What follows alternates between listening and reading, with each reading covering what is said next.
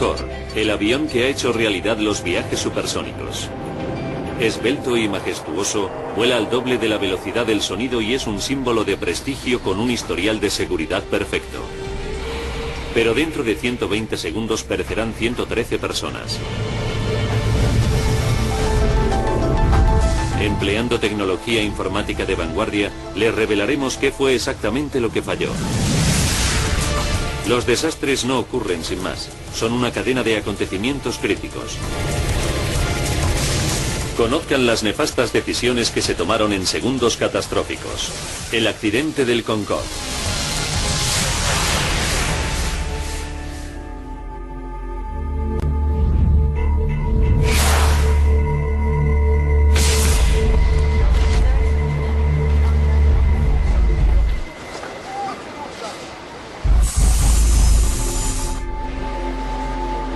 ...12:30 del mediodía. 100 hombres, mujeres y niños se embarcan en el vuelo AF4590. Vienen de toda Alemania y esperan realizar el viaje de su vida. Unas vacaciones de ensueño que les han costado al menos 10.000 euros por persona. Empiezan con un vuelo supersónico en el Concorde a Nueva York. Y después, un crucero de lujo por el Caribe. Para el padre de George Mayer se trata de un regalo para celebrar su jubilación. Cumplió 65 años en el 2000 y quería que esto fuera un regalo para su pareja y para él. A los dos les gustaba viajar y siempre lo hacían de modo especial. El Concorde es un avión único, elegante, lujoso y sobre todo súper rápido. Volando a más de 2.200 km por hora enlaza Norteamérica con París o Londres en 3 horas y 45 minutos. La forma singular del Concorde, con una cabina fina como un lápiz y amplias alas delta, le facultan para surcar el cielo a medio kilómetro por segundo. John Hutchinson lleva 15 años volando en el Concorde. La mejor forma de describirlo es compararlo con un pura sangre. Es un avión hermoso, eficaz, potente, como un ganador del derby de Kentucky.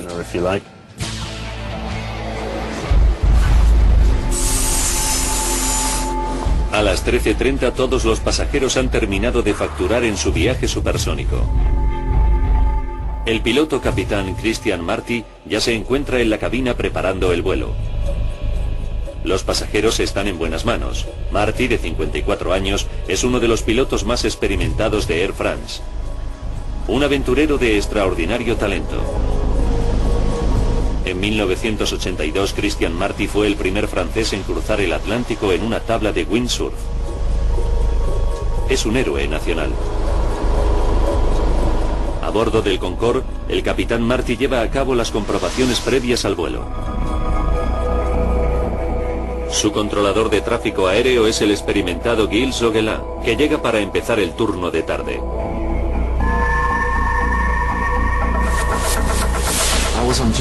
Me encontraba en mi puesto en la torre de control sur del aeropuerto Charles de Gaulle de París.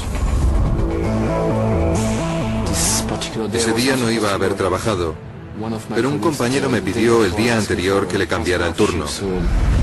Así que él hizo mi turno de mañana y yo el suyo por la tarde. El cambio de turno lleva aparejada una sorpresa inesperada. Gilles Zoguelin se convierte en el controlador responsable del despegue del Concorde. El Concorde es uno de los aviones más bellos que he visto. Tiene una línea muy pura. Me encantaba verlo aterrizar y despegar. Durante la comprobación previa al vuelo, el capitán Marty descubre que el motor número 2 tiene un fallo técnico. Hay que cambiar una pequeña pieza. No es nada serio, pero en el Concorde la seguridad ha sido siempre un paradigma. Tras 40.000 vuelos y 900.000 horas de vuelo nunca se ha producido una fatalidad. La reparación retrasa 1 hora la salida del Concorde. 15:54. Los pasajeros empiezan a embarcar. Entre ellos se encuentra la familia H. Christian, Andrea y sus dos niños, Maximilian y Katharina. Klaus y Margaret Fredchen son profesores escolares que han estado 20 años ahorrando para el viaje. Familias corrientes que empiezan una aventura fuera de lo corriente.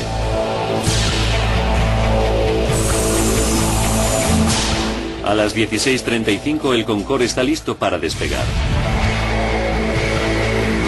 A bordo la emoción va en aumento a medida que el avión supersónico entra en pista. En la torre de control Gilles Logeland da la orden de salida del vuelo de Air France 4509 por la pista 26. Son las 16:40. Hasta ahora todo marcha con normalidad para la tripulación y los pasajeros. El capitán Marty enfila el avión hacia la cabecera de pista, preparado para desatar la potencia de los 4 motores Rolls-Royce del Concorde. Para el piloto jubilado John Hutchinson, un momento como ese es siempre especial. Cuando pones el avión a pleno motor es como si te embargara una enorme sensación de potencia. Cuando el avión acelera recorriendo la pista de despegue, tienes la sensación de que lo único que quiere hacer el avión en ese momento es surcar el aire lo más rápidamente posible, encontrarse en su elemento natural.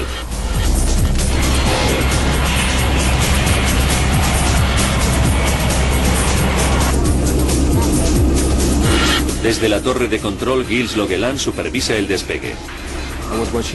Me quedé contemplando el Concorde mientras adquiría potencia sobre la pista, porque era algo digno de ver. Es un avión muy pesado, así que se pone en marcha poco a poco, luego va ganando velocidad. El Concorde acelera por la pista de 4 kilómetros. Sobrepasa los 320 kilómetros por hora. Hemos empleado gráficos digitales para recrear lo que ocurre a continuación. Para Gilles es un momento de puro horror. De repente vi llamas justo detrás del cuerpo de la aeronave.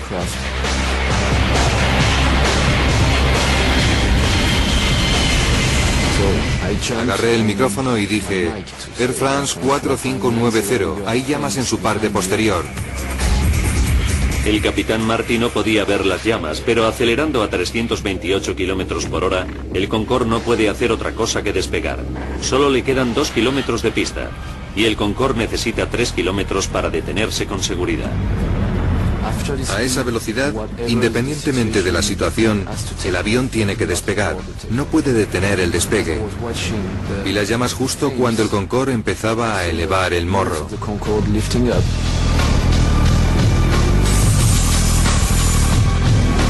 A las 16 horas 43 minutos y 15 segundos, el capitán Marty tira de la palanca de control y el Concorde se eleva en el aire. Así es como vieron el Concorde los testigos. Martín Bornet trabaja en una oficina en el extremo occidental del aeropuerto. A las 16:44 contempló una visión aterradora. Estaba mirando por la ventana y vi al Concorde despegar muy despacio, con la parte posterior en llamas. Tuve mucho miedo porque pensé que a causa del fuego el avión explotaría justo encima de mi oficina.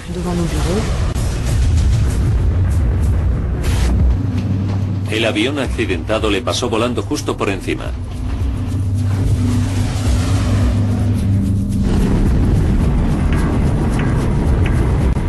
Cerca de donde trabaja Martín, el mensajero Emmanuel Bermiñón iba conduciendo su furgoneta cerca del final de la pista. Cuando el Concorde me pasó por encima, tenía la ventanilla abierta. Llevaba puesto un polo y el calor que desprendía el avión derritió parte de la tela y me produjo varias ampollas. Pude sentir el calor desde el suelo. Mientras el capitán Marty lucha con los mandos para ganar altitud, las llamas engullen el ala izquierda fuera de su campo visual. La pavorosa escena queda captada por la cámara de la mujer de un camionero. Es el único metraje en vídeo que muestra al Concorde en llamas. Resultará de capital importancia para la investigación.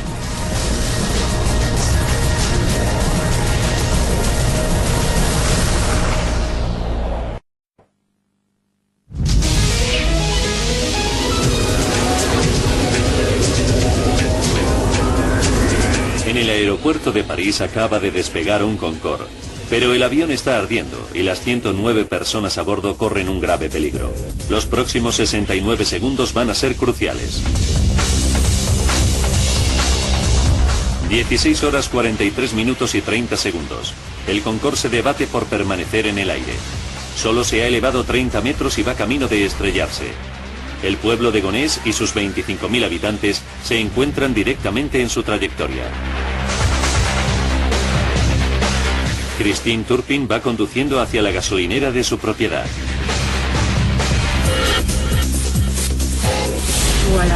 Volvía a casa cuando vi el avión. Era un Concorde ardiendo por la parte de atrás. Frené y detuve el coche. Y miré el avión en llamas. Al capitán Marty se le acaban las posibilidades. El ala izquierda del Concorde se está desintegrando. El ejecutivo Patrick T. se encuentra situado bajo la trayectoria del avión. Estaba en mi oficina, hablando con una agencia. La ventana da a la pista de aterrizaje. De repente me interrumpió un estruendo. Era el Concorde. Estaba ardiendo y temblaba violentamente.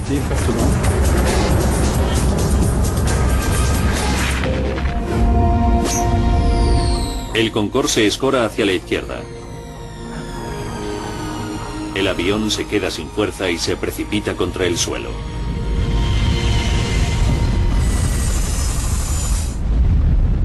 Son las 16:45 horas. Es el momento que todo controlador aéreo abomina. Gilles Loguelan coge el micrófono.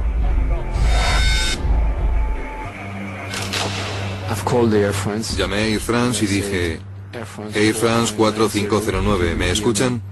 Air France 4590, ¿me recevez-vous? Lo dije 2 veces. Air France 4590, ¿me recevez-vous? Y no hubo respuesta.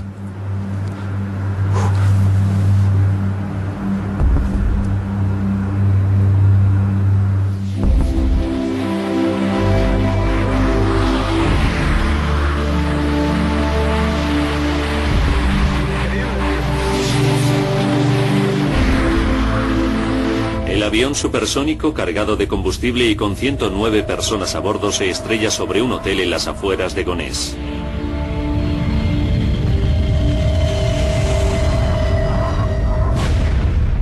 Una aterradora bola de fuego envuelve el edificio. La profesora británica Alice Brooking acababa de entrar en su habitación del primer piso. Me dirigí a la puerta de la habitación donde estaba y no vi más que llamas. No había forma de salir por las escaleras.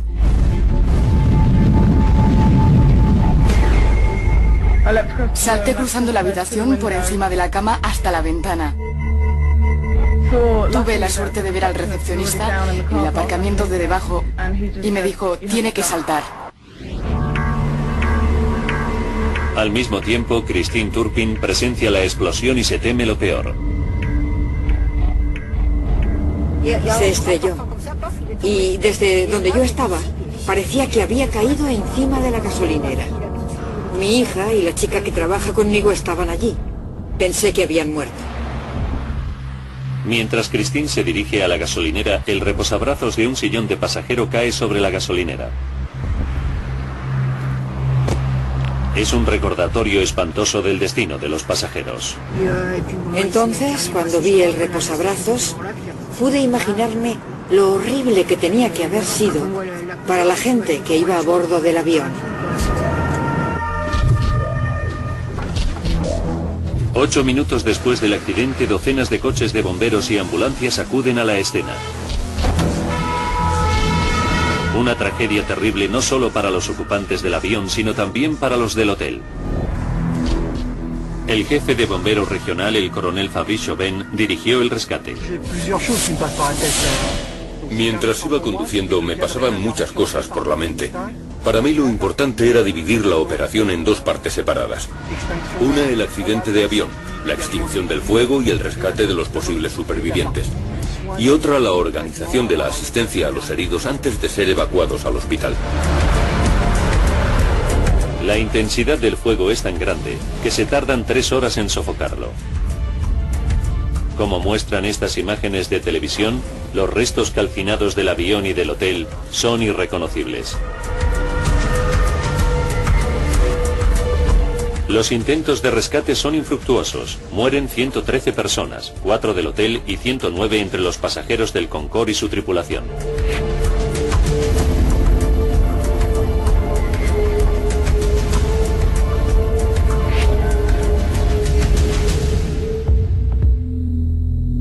Perecen 3 generaciones de la familia H. Los abuelos de los niños habían invitado a toda la familia a unas vacaciones soñadas y habían reservado pasajes en el Concorde. Los profesores Margaret y Klaus Frechen llevaban ahorrando 20 años para volar en el Concorde. Los equipos de rescate comienzan la desagradable tarea de recuperar los cuerpos de la escena del accidente.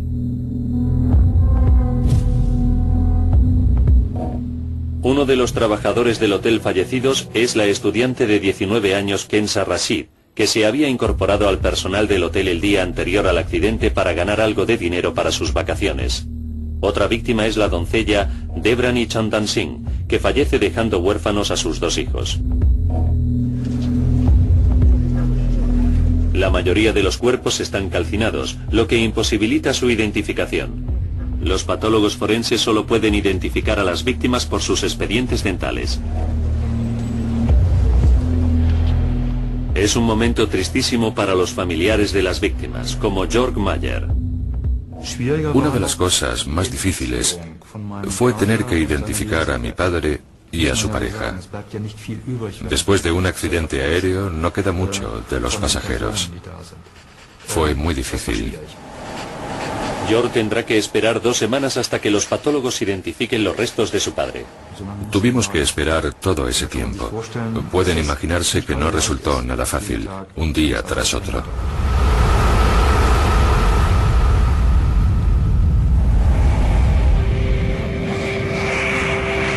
El accidente cogió a todo el mundo por sorpresa.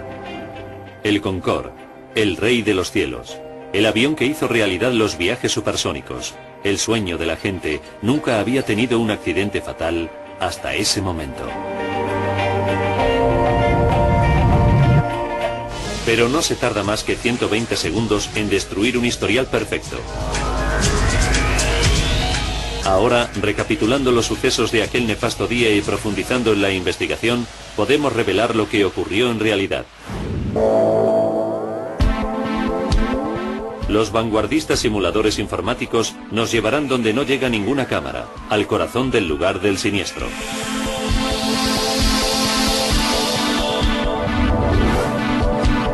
La Oficina Francesa de Accidentes Aéreos envió a sus mejores investigadores.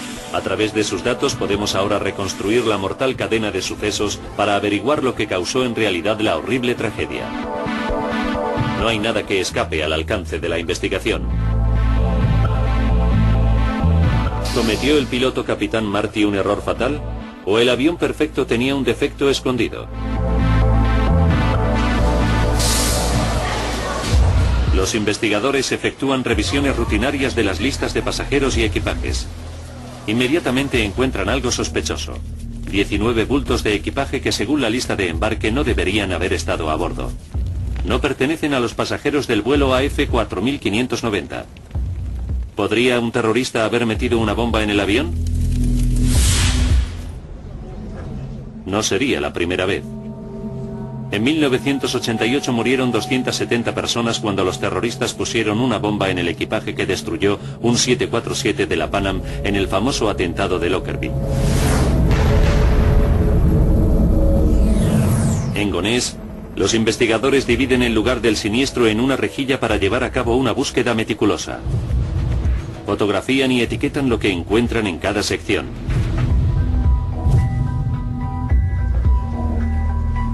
Es una labor ardua, que dura 4 semanas.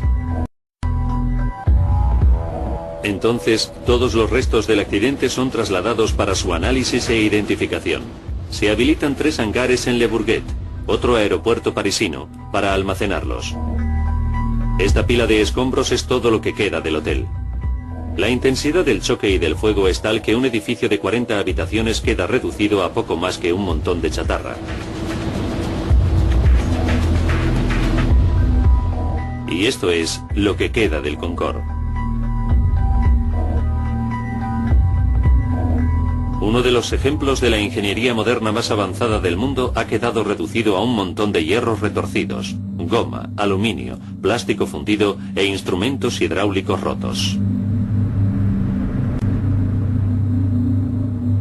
Los investigadores franceses separan e identifican cada fragmento. Entre estos restos calcinados se encuentran las claves cruciales para el hallazgo de la causa del accidente del Concorde.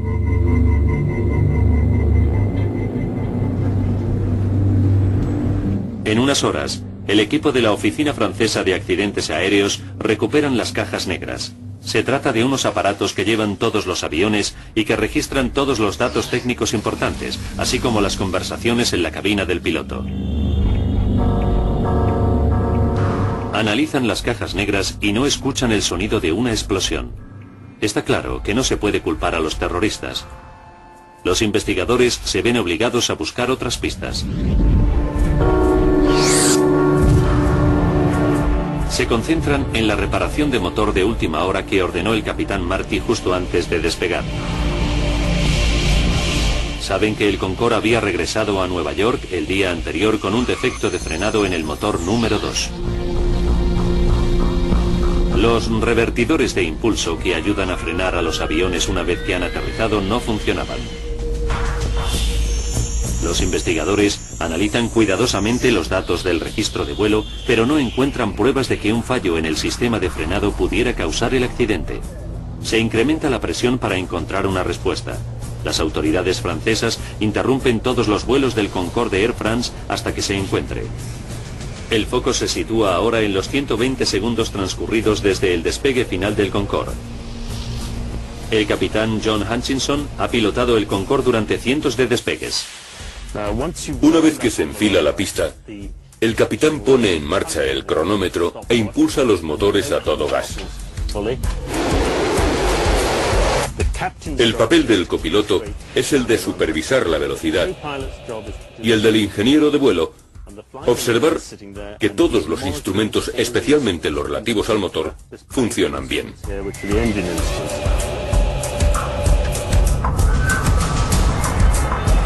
Los datos de la caja negra verifican que todo marchaba con normalidad hasta que el Concorde alcanza los 323 km por hora. En ese momento, el Concorde está a 79 segundos del desastre.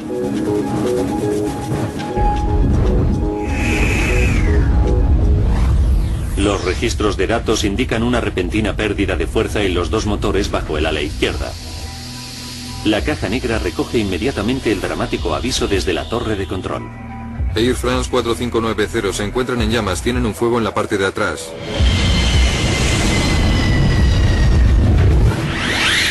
A pesar del aviso, el capitán Christian Marty ha sobrepasado ya el punto sin retorno.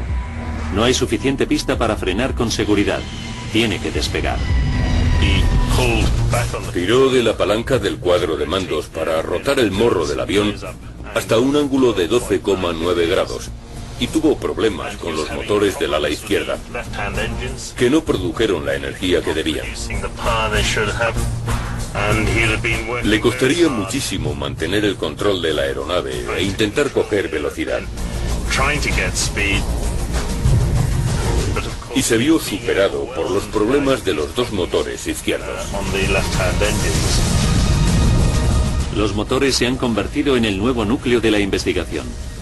¿Por qué perdieron fuerza en un momento tan crítico?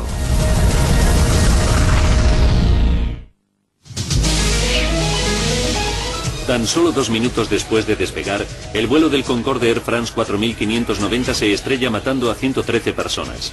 Un golpe devastador para el primer avión supersónico del mundo. Empleando avanzados gráficos digitales basados en el informe oficial, profundizamos en la investigación para desentrañar la cadena de sucesos mortales. Los investigadores saben que los dos motores izquierdos pierden fuerza cuando el Concorde supera los 323 km/h sobre la pista. ¿Pero por qué? Entonces se produce un nuevo e importante hallazgo.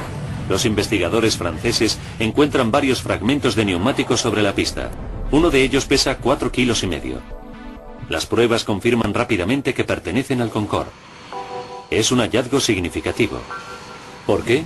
Porque las ruedas del Concorde se inflan a una presión extremadamente alta que las hace más proclives a estallar que las de los demás aviones, especialmente durante el despegue y el aterrizaje. El piloto John Hutchinson nos lo explica. Cuando el capitán tira de la palanca para rotar, en realidad lo que está haciendo es comprimir el tren de aterrizaje sobre la pista. Así que en ese momento la presión sobre los neumáticos es todavía mayor. Esta presión adicional hace que las ruedas del Concorde sean aún más vulnerables. La investigación avanza por buen camino. Los investigadores del accidente revisan los expedientes y descubren que las explosiones de ruedas de los Concordes no son algo fuera de lo común.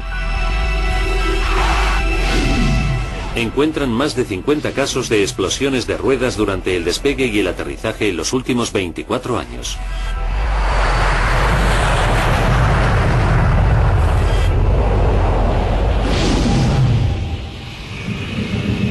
Otro de los peores incidentes producidos con un Concorde de Air France tuvo lugar en el aeropuerto Dulles de Washington en 1979. Bill Lightfoot era uno de los pasajeros de ese Concorde. Pude ver un gran agujero en el ala, con trozos de aluminio o algún otro metal. Por el agujero que se había abierto en el ala, salió un montón de líquido. El informe oficial de ese accidente explicaba que el neumático explotó durante las maniobras de despegue. Después, la parte de metal expuesta se recalentó mucho y estalló justo antes de despegar.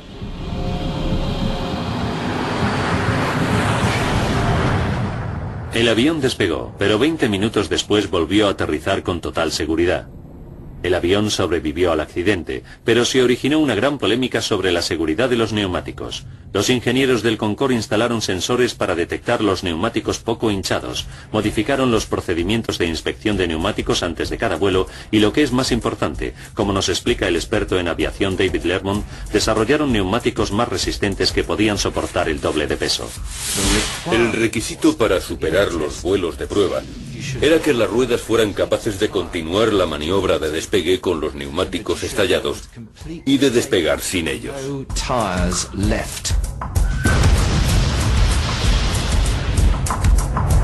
Como consecuencia, desde entonces, todas las ruedas podían despegar sin neumáticos y nunca volvieron a fallar. Nunca hasta 18 años después, en París, cuando se produjo un fallo muy grave. A pesar de todas las medidas de seguridad, una de las ruedas del Concorde estalla en pedazos.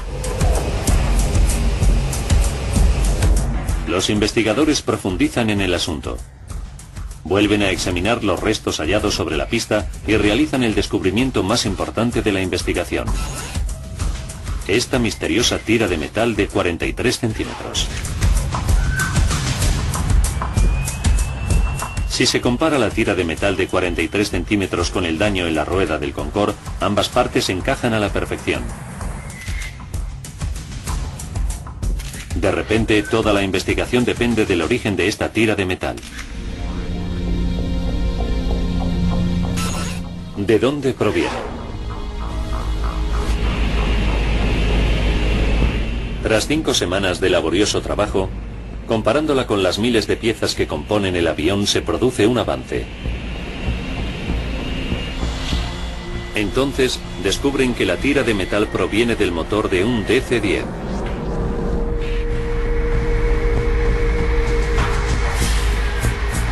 El calendario de vuelos del aeropuerto revela que un DC-10 de Continental Airlines despegó de París 5 minutos antes que el Concorde. Siguieron la pista a ese avión hasta Houston, en Texas, donde con gran asombro descubrieron que al motor de la aeronave le faltaba una pieza. Era la tira de metal que había sido repuesta 10 días antes durante una inspección de mantenimiento. Cuando David Lermont vio las fotografías de la tira de metal por primera vez, se sorprendió muchísimo. Tenía los bordes muy irregulares, y no porque el Concorde le hubiera pasado por encima, sino porque había sido cortada de modo irregular cuando se fabricó. Además, tenía por todas partes unos agujeros como para poner tornillos. Ahora los investigadores tienen una teoría muy bien fundamentada sobre cómo contribuyó al accidente esa tira de metal. 81 segundos antes del choque, el Concorde AF4590 viajaba a 323 km por hora por la pista. Un neumático se golpeó con la tira de metal. El neumático explotó y un gran pedazo de 4,5 kilos de goma salió volando a gran velocidad contra el ala. Los depósitos de combustible del Concorde están en las alas y el ala en forma de delta no está diseñada para resistir semejantes impactos. Este tipo de eventualidad no se había previsto nunca en las pruebas. Se había certificado que si uno de los neumáticos de la aeronave explotaba, los pedazos de goma resultantes que se desprenderían de la rueda no superarían 1 kilo de peso. El pedazo de goma que golpeó el ala del Concorde ese día pesaba casi 5 veces más, 4,5 kilos. Nadie había previsto semejante impacto.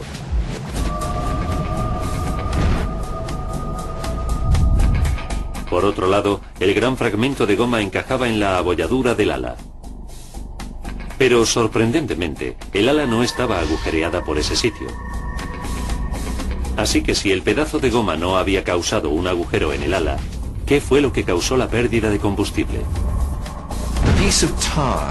El fragmento de neumático que golpeó el ala y causó la abolladura era tan grande y tan plano que, a pesar de su peso, no taladró el ala. Pero sí que produjo una onda expansiva que hizo saltar el tapón del depósito de combustible. Se trató de un impacto muy fuerte.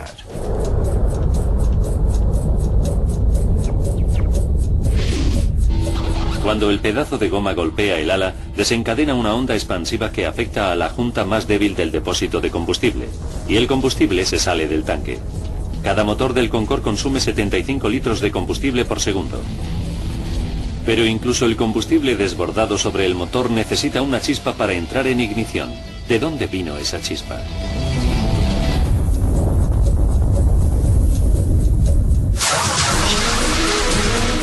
El vuelo del Concorde Air France 4590 se estrella nada más despegar del aeropuerto Charles de Gaulle de París.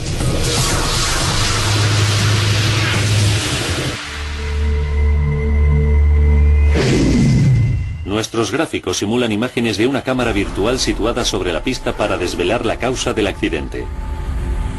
Cuando el avión recorre la pista de despegue, una tira de metal en el suelo hace explotar un neumático.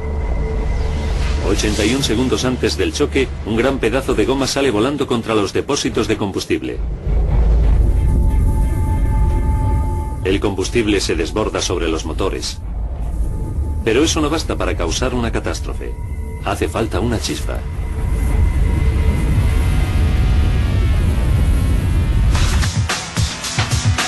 Gracias a las grabaciones de las conversaciones de la cabina, sabemos que los pilotos tuvieron problemas con el tren de aterrizaje al despegar. Cuando el Concorde se debate en el aire, el piloto Christian Marty intenta recoger el tren de aterrizaje, pero se bloquea y se queda fuera.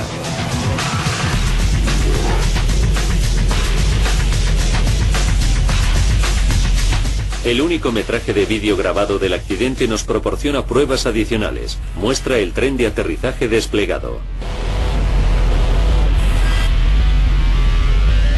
¿Qué impidió que las ruedas se retranquearan?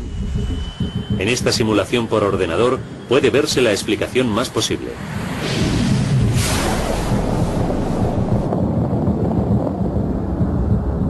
Unos jirones del neumático estallado se estrellan contra el tren de aterrizaje y seccionan varios cables eléctricos.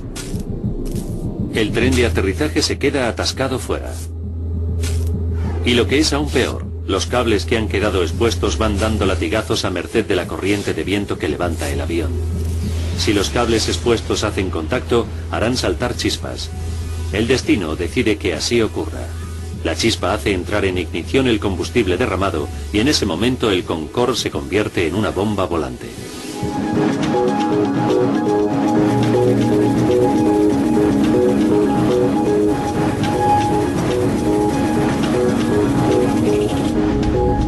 Ahora podemos contarles cómo fueron esos momentos para el capitán Marty en la cabina del piloto. Desde el asiento del piloto no puede ver las llamas. Lo único que sabe es que el Concorde pierde potencia por el motor número 2 al despegar. Un segundo después la torre de control le alerta del fuego. Air France 4590 tiene llamas en la parte de atrás. Los gráficos creados por el ordenador nos muestran el aspecto que debía tener el Concorde. Para empeorar las cosas, el motor número 1 también está perdiendo potencia. Los acontecimientos conspiran contra el capitán Marty. El experto en aviación David Lermont nos explica por qué. Había un enorme flujo de combustible saliendo por el agujero y ahogando el motor, que gradualmente fue perdiendo potencia y al final se apagó. Los pilotos se quedaron con solo 2 motores del ala derecha cuando están acostumbrados a tener 4. No podía haber sucedido en peor momento. El capitán Marty necesita la máxima potencia y no queda suficiente pista para parar. Se las arregla para hacer despegar al Concorde. Las grabaciones de voz de la cabina revelan que a las 16 horas, 43 minutos y 22 segundos suena la alarma de fuego, y 3 segundos después el capitán apaga el motor número 2.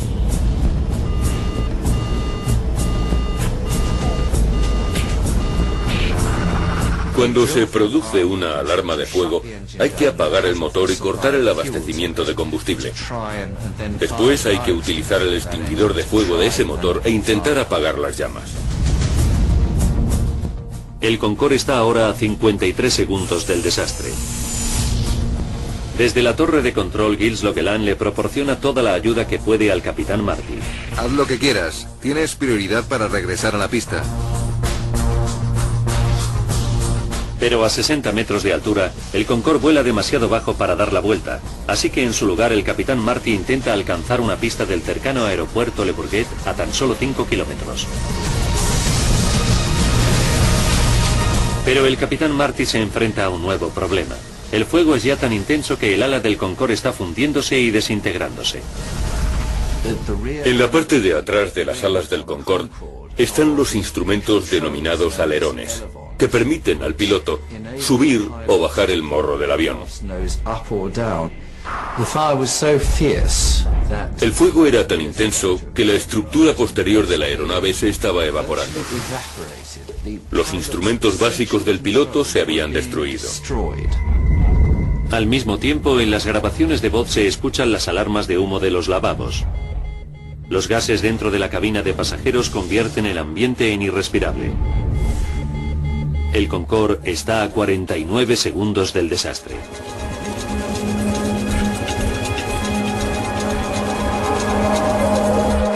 En la cabina, el piloto Christian Marty lucha con los mandos tratando de ganar altura y velocidad, pero se ve superado por la desintegración del ala y sus instrumentos.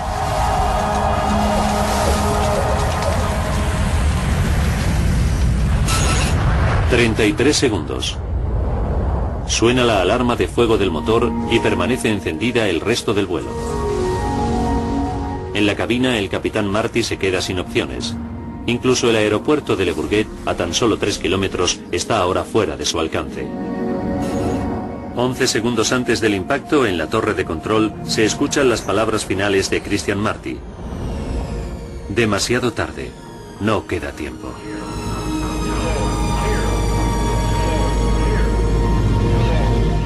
Quedan 4 segundos. El avión vuela por debajo de los 15 metros. El apocalipsis se produjo cuando el avión se inclinó a unos 110 grados del suelo. A partir de ese momento, la aeronave es totalmente incontrolable. 3 segundos. El Concorde ya no aguanta en el aire. El motor se para y el avión corre hacia la izquierda. Justo debajo hay un hotel. El avión está a punto de caerle encima.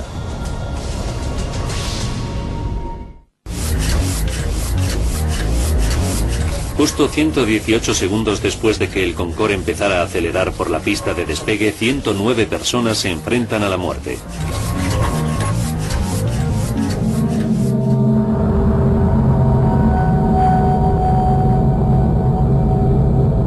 Dos segundos después, el Concorde se estrella contra un hotel del aeropuerto.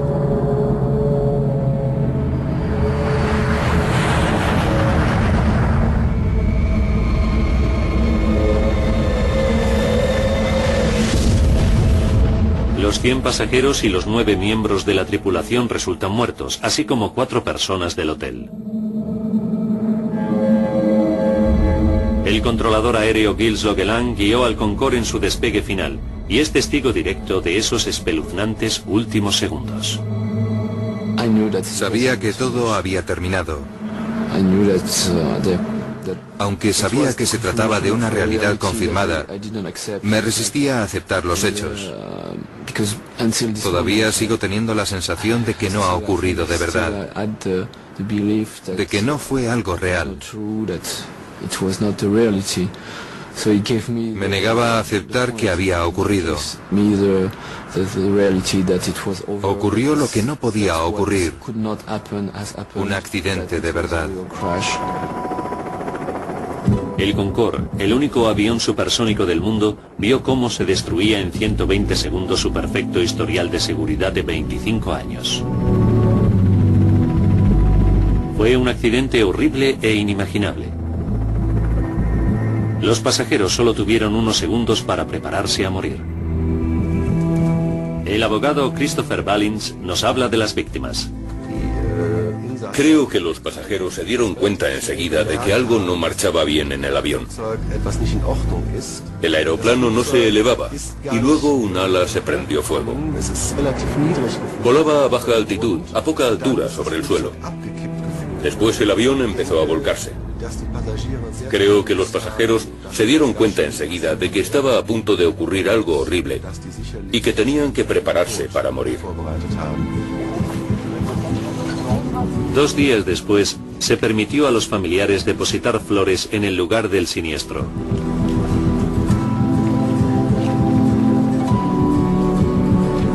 Incluso hoy en día, no les ha abandonado la sensación de pérdida. El padre de Jock Mayer murió en el accidente.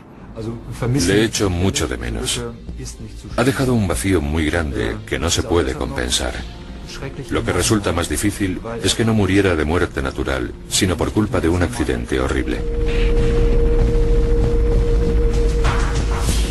Le arrebataron la vida en sus mejores años. El desastre también fue traumático para los habitantes que sobrevivieron del pueblo de Gonesse. El ejecutivo Patrick Tess escapó de milagro. Trabaja en el edificio de al lado del hotel destruido por el Concorde. Todavía sigue impresionado por el accidente.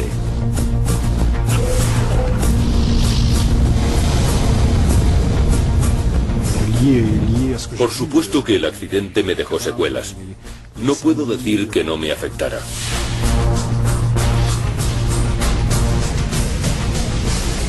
Fue horrible ver todo lo que vi. Los cadáveres, el fuego, los heridos. El olor a carne quemada es algo espantoso.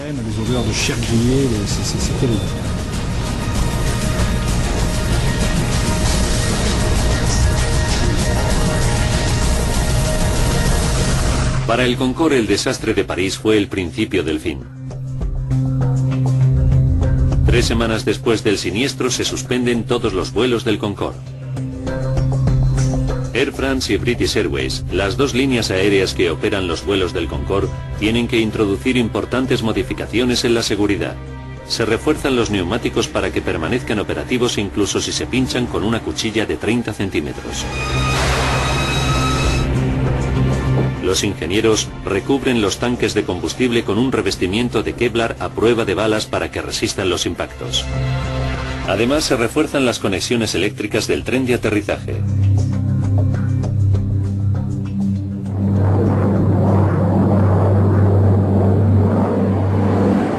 Pero el Concorde nunca recobraría su antigua gloria. 14 meses después del accidente, se reanudan los vuelos de pasajeros en el Concorde, pero el coste de mantener y actualizar la envejecida flota es demasiado alto. El número de pasajeros se ve enormemente reducido. El 24 de octubre de 2003, el Concorde transporta pasajeros por última vez. La era de los viajes supersónicos ha terminado. El Concorde se ha convertido en una reliquia de museo.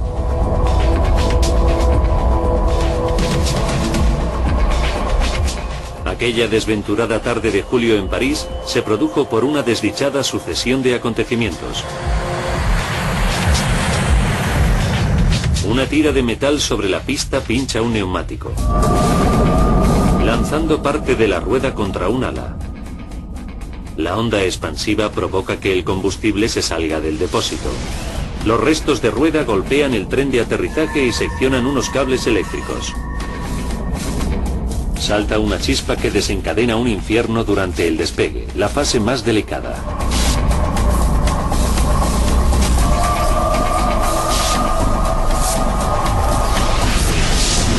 A partir de ese momento, el Concorde está predestinado al desastre. Una cadena de acontecimientos que nadie podría haber previsto provoca su destrucción.